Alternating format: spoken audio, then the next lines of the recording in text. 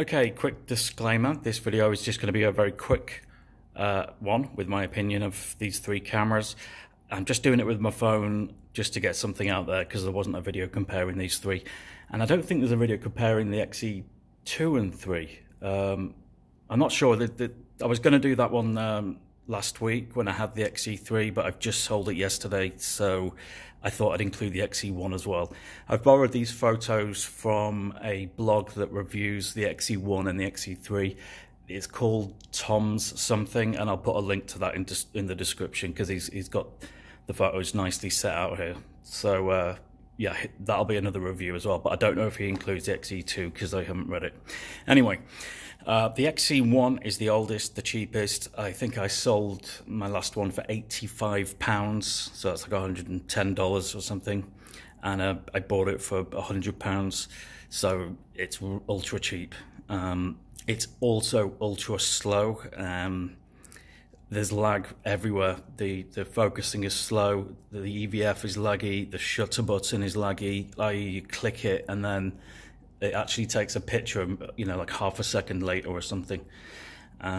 So it's just slow operating, and for me that wasn't good enough. And also it has just white focus peaking for manual lenses, and I love using manual lenses, so that was a no-go because I often use black and white as well, especially in black and white. White focus peaking is just a nightmare to work with. If you do a different type of focusing, then like, you know, magnification, then you'll be fine with it. A lot of people do like the XE1, and I would say the reason for that is because of the JPEGs. It's probably got the most pleasing JPEGs out of these three cameras. It's the first generation X-Trans sensor, and I would say my favorite two generations are the X-Trans 4 and the X-Trans 1. The X-Trans 2 and 3 are a bit meh, especially the X-Trans 2, which is famous for not being so good like after 1600 ISO. Anyway, I shoot in RAW at the moment, so I'll skip the JPEG stuff. So the XE2 came out after the XE1, and then a couple of years later the XE2S came out, and that was faster. So they gave the XE2 a firmware boost, and that really speeded up things and gave it new features. So it's virtually the same as the XE2, but sorry, the XE2S, but if it's probably worth paying $30–50 more, something like that. It's just slightly nicer, the body. The XE2 then is a big jump in speed for focusing, and there's no shutter lag or things like that. And then the XE3, obviously that's the newest, so that has the best technology, so that's even faster at focusing and everything. However, I would say the jump is biggest from the XE1 to the XE2 in terms of speed. It's a massive jump. And then from the XE2 to the XE3, it's a smaller jump. From the XE3 to the X-Trans 4 cameras, there's a massive jump again. They go really fast, especially with the older lenses, like the 18mm f2. It's just amazing what the X-Trans 4 cameras can do, which is why I was so disappointed that I couldn't get the XE4. So let's just talk about the bodies, and then maybe I'll mention the XE4. So the XE1 is virtually the same as the XE2.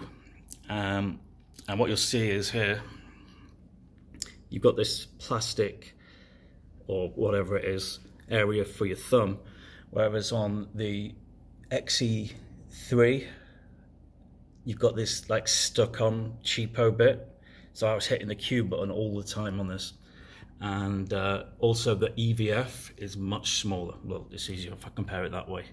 You can see the EVF is smaller.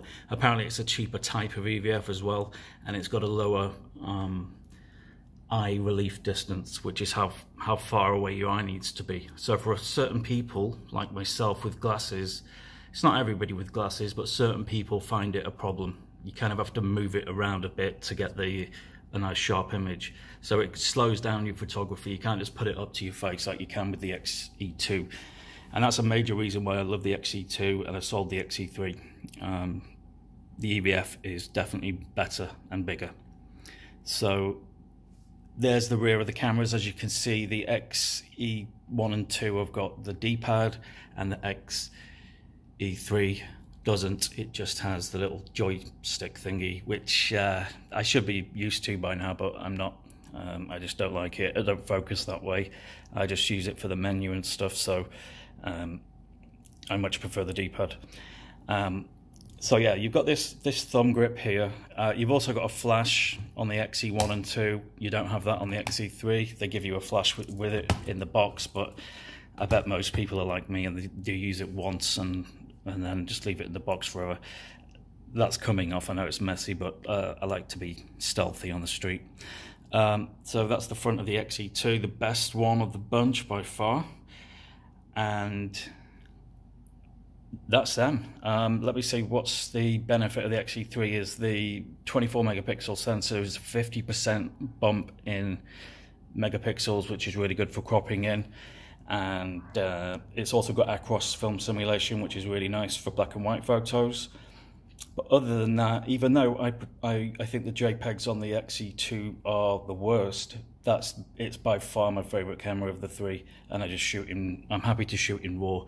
When I got an XT3, which is an X-Trans 4 camera, I was shooting JPEG, and when I started I was shooting JPEG. I was happily shooting JPEG with this. This is the first camera I got from Fuji, and I didn't even use the menu for months because it's just so simple to use. If you want it to be simple to use, you've got manual dials. You can kind of put it on auto and just use the aperture ring on your lens, or you don't have to worry about menu diving at all. I didn't even know the Q menu existed until like 6 months after I bought it. I just wasn't pressing the buttons, just what I needed to do.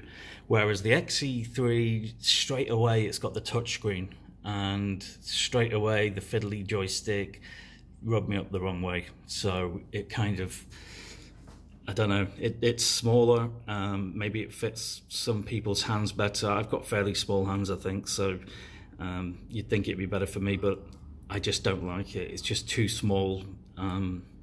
Yeah, it feels a little bit cheaper as well. It's not made in Japan like the other two. I know that shouldn't be an issue and it sounds dodgy, but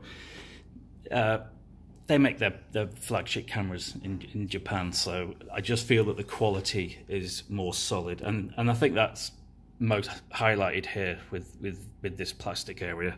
It's just a bit more solid. So I actually exchanged the XE3 for an X Pro 2 yesterday, and as you can see, it's got the same kind of plasticky thumb rest area, and basically the XE1 and the XE2 are X Pro 1 minis, and then the XE3 kind of departed from that, and then the XE4 has just gone full, I can't really say that word, can I? It's gone totally in a different direction. It's more like an X100 now. So they've lost the grip on the front and on the thumb grip on the back. They've removed the the focusing lever on the front, which I use it all the time. They've removed some buttons, but I probably wouldn't have been annoyed with that. And it's got a bit of a flip screen, but it sounds like a really dodgy flip screen. It's flimsily made. That's got a few issues. People say it goes upside down when you do it. When you push it up. So yeah, it was just. I didn't know what I was going to do. I thought it was going to be the end of my Fuji days, because I tried the XE3 again. I thought that's it. I really wanted the 24 megapixels at least, or even 26, but I just couldn't think of what camera to get. I tried an X100V and it overheated. It doesn't have any rubber grip on it, so you're touching the actual body. I'm always in the sun in hot places, so it wasn't suitable. And then I had the bright idea just to get one of these the other day. I don't know why I hadn't thought of it before. It's really not much heavier than the other cameras if you use a small lens. So I would actually consider one of these an X Pro 2, which is the same generation as the XE3, so I've got the benefits of the newer tech, and it's lovely grip, lovely EVF and OVF. But anyway, it's not about that. This is more like one of those, and that is the flagship camera. That is more like one of those, the XE2, and the XE1 is also like an X Pro. The XE3 just goes off in a weird direction. It's becoming a more like girls camera kind of thing, or you know, like people who use phones with the touch screen. And I think they've gone even further that way with the XE4. It's very minimal, and yeah, they're just removing all the controls and stuff. It's losing its soul, I think. So yeah, that's my messy old XE2. Hopefully that's been of help in the video. Let me know if you've got any questions, and I might just comment below like I did on my last video if there's anything I can think of that I've missed. Okay, enjoy. Oh, and by the way, just for pricing wise, the XE3, I bought it new recently for $300, $305. It was an amazing deal. That was brand new because they're clearing it out at the moment, because the XE4 is obviously coming. I got a similarly good deal on this, but that was actually $1,000, but it's still a very good deal because it's a much more expensive camera, the X Pro 2.